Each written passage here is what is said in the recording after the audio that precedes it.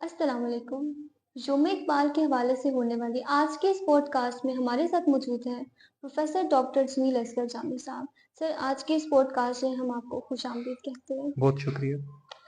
اقبال کا تصور شاہین میں پرواز، خود اعتمادی اور آزادی کا کیا تعلق ہے؟ کیا شاہین کا استعارہ مسلمانوں کے لیے محض ایک مثالی کردار ہے یا ایک حقیقت پسندانہ رہنمائی بھی فراہم کرتا ہے؟ بسم اللہ الرحمن الرحیم۔ بہت شکریہ اس موقع کا۔ جو اقبال کے ہاں ہمیں شاہین کا تصور ملتا ہے وہ اس کی معنویت کیا ہے اور اس کی اہمیت کیا ہے۔ بنیادی طور پہ شاہین ایک استعارہ ہے جس طرح آپ نے خود کہا، لیکن جو استعارے ہوتے ہیں وہ اپنے مفہوم میں اس کی کئی جہتیں ہوتی ہیں اور تہ در تہ ان کے اندر جو معنی ہے وہ پوشیدہ ہوتا ہے۔ اقبال نے جب شاہین کا استعارہ استعمال کیا تو اس کی کچھ خصوصیات ہیں جو اقبال کے لیے دلچسپی کا باعث بنتی ہیں، اور اقبال اس امر سے بخوبی واقف ہیں کہ ہماری دنیا میں کمزور قوموں کے لیے، کمزور افراد کے لیے اور کمزور تہذیبوں کے لیے کوئی جگہ نہیں ہے۔ یہ ایک پریگمیٹک فیکٹ ہے جس کا آپ انکار نہیں کر سکتے۔ اقبال نے فرمایا کہ آپ نے سن رکھا ہے، بڑا مشہور شعر ہے، تقدیر کے قاضی کا یہ فتویٰ ہے ازل سے، ہے جرم ضعیفی کی سزا مرگ مفاجات۔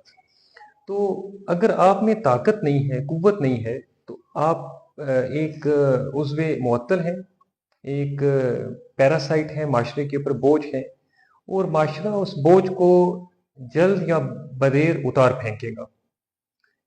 تو اس لیے اقبال کے ہاں طاقت ایک بنیادی عنصر ہے کہ اگر آپ میں طاقت نہیں ہے، قوت نہیں ہے، تو قوت سے سارے راستے کھلیں گے۔ وہ قوت جو ہے عمل کی بھی ہے، فکر کی بھی ہے، عشق کی بھی ہے۔ قوت عشق سے ہر پست کو بالا کر دے، دہر میں اس میں محمد سے اجالا کر دے۔ لیکن سوال یہ پیدا ہوتا ہے کہ کیا اقبال طاقت کی بینیفیشری ہیں یا اس کو ایڈوکیٹ کر رہے ہیں؟ کسی اندھی طاقت کو، کسی شترے بے مہار طاقت کی وہ وکالت کر رہے ہیں؟ یہ بہت اہم سوال ہے، اس لیے کہ ایسے بے شمار ہمیں مصنفین ملتے ہیں۔ نیتشے جو ہے وہ بھی ہمیں اسی طرح کی بات کرتا نظر آتا ہے، لیکن ایسا نہیں ہے۔ اقبال کے ہاں جو طاقت کا تصور ہے وہ طاقت ذات خداوندی کے سامنے سرنگو ہونے کا نام ہے، اور جب انسان ذات خداوندی کے سامنے سرنگو ہوتا ہے تو اس کے اندر ہر کمزوری کی تلافی ہو جاتی ہے۔ تو شاہین کی سب سے بڑی کوالٹی یہ ہے کہ ایک تو اس میں طاقت ہے، اور اس طاقت کے بلبوتے کے اوپر اسے ڈر نہیں ہے، ٹھیک ہے، جی کہ سر۔ جو آسمانوں کی وسعت ہے یا جو صحراؤں، میدانوں، سمندروں کی جو گہرائی ہے وہ شاہین کے لیے کوئی معنی نہیں رکھتی، اس کے پر کے نیچے ہے، چاہے کوئی پہاڑ ہے، چاہے کوئی سمندر ہے، چاہے کوئی دریا ہے، ہر چیز اس کے بال و پر کے نیچے ہے۔ اب یہاں پہ اقبال نے بیلنس کرنا ہے اپنی سوچ کو، تو شاہین کی دوسری بڑی سب سے خوبی جو ہے وہ استغنا ہے، اس کے اندر استغنا ہے۔ استغنا کو آپ ٹرانسلیٹ کر لی کنٹینٹمنٹ ہے، درویشی ہے اس کے اندر، کہ شاہی بناتا نہیں آشیانہ، پرندوں کی دنیا کا درویش ہوں میں۔ تو اس کے اندر استغنا ہے، وہ کبھی کوئی گھٹیا حرکت نہیں کرے گا۔ مثلا دیکھیں جانوروں کی خصوصیات دیکھیں، اس میں جو ہائینہ ہے، لگڑ بگڑ ہے، یہ مردار کھاتا ہے، جو چیل ہے۔ لیکن شاہین کے اندر ایک کوالٹی یہ ہے کہ وہ کسی جانور کا جو ہے شکار نہیں کھائے گا، بہت اونچی پرواز کرے گا، نظر اس کی بہت تیز ہوگی، کوئی چیز اس کی نظر سے چھپ نہیں سکتی، اور اس کے اندر طاقت بھی ہے اور اس کے اندر استغنا بھی ہے۔ اگر کسی انسان میں یہ دو خوبیاں پیدا ہو جائیں کہ وہ طاقتور ہو لیکن طاقت کے نشے میں گرفتار نہ ہو، اس میں قوت ہو لیکن قوت اس کے لیے کوئی آخری مطمع نظر نہ بن جائے، بلکہ وہ قوت کسی بلند مقصد کے تابع ایک تحرک پیدا کرے اس کے اندر، تو یہ مرد مومن ہے۔ اقبال کے ہاں یہ مرد مومن ہے۔ شاہین میں یہ دو خوبیاں ہیں کہ اس میں بہادری ہے، وہ کسی کے سامنے سرنگو نہیں ہوتا، پہاڑوں سے بلند تر اڑتا ہے، اس کے سامنے ہر لہجہ اس کے سامنے ایک نیا سامان ہے، اور اگر اسے کوئی مخالفت پیش آتی ہے تو وہ بھی اس کی قوت میں اضافہ کرتی ہے۔ تو کسی نے کہا تھا نا کہ don't be afraid of your enemies and the forces which are against you, in fact they make you strong. جی سر۔ हमारा जो जिस्म है, अगर हमारे ऊपर जरासीम हमला ना करे तो हमारी कभी कुव्वत मदाफ़त हमारी डेवलप नहीं हो सकती। कौमों का भी यही हाल है। अगर तहज़ीबों को खतरा लाहक ना हो तो कभी तहज़ीबें मजबूत नहीं होती, कभी कौमें मजबूत नहीं होती। और जो इस्तगना है उसके अंदर जो कंटेंटमेंट है वो भी एक काबिल ज़िक्र चीज़ है। तो ये जो 2 क्वालिटीज़ हैं, ये शाहीन के इस्तिआरे को हकीकत में बदलने के लिए एक मुसलमान ज़हन के पास सबसे बड़ी मोटिवेशंस हैं। वगरना अगर आपके पास ताकत नहीं है तो आप एक पैरासाइट हैं, पैरासाइट की कोई ज़िंदगी नहीं होती। वो अपने होस्ट के ऊपर जीता है, उसकी अपनी कोई ज़िंदगी नहीं होती।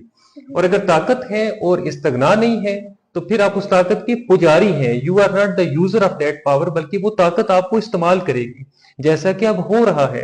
इंसान के पास बेतहाशा ताकत है, लेकिन बदकिस्मती से जिस तरह मार्टिन लूथर ने ये कहा था कि the tragedy of our life is we have guided micelles but unguided leaders, कि फिर वो ताकत आपको इस्तेमाल करती है। इस वक्त इंसान जो है वो ताकत को इस्तेमाल नहीं कर रहा, बल्कि ताकत के हाथ में खिलौना बन के ताकत के हाथों में इस्तेमाल हो रहा है। तो इससे बचने के लिए इकबाल कहते हैं कि शाहीन में ताकत भी है, उसमें इस्तगना भी है, और ये दो खूबियां आज के इंसान के लिए बुनियादी अहमियत रखती हैं। बहुत शुक्रिया। सर, आज की इस पॉडकास्ट के इख्तिताम में आप हमारी तालिबात को क्या पैगाम देना चाहेंगे?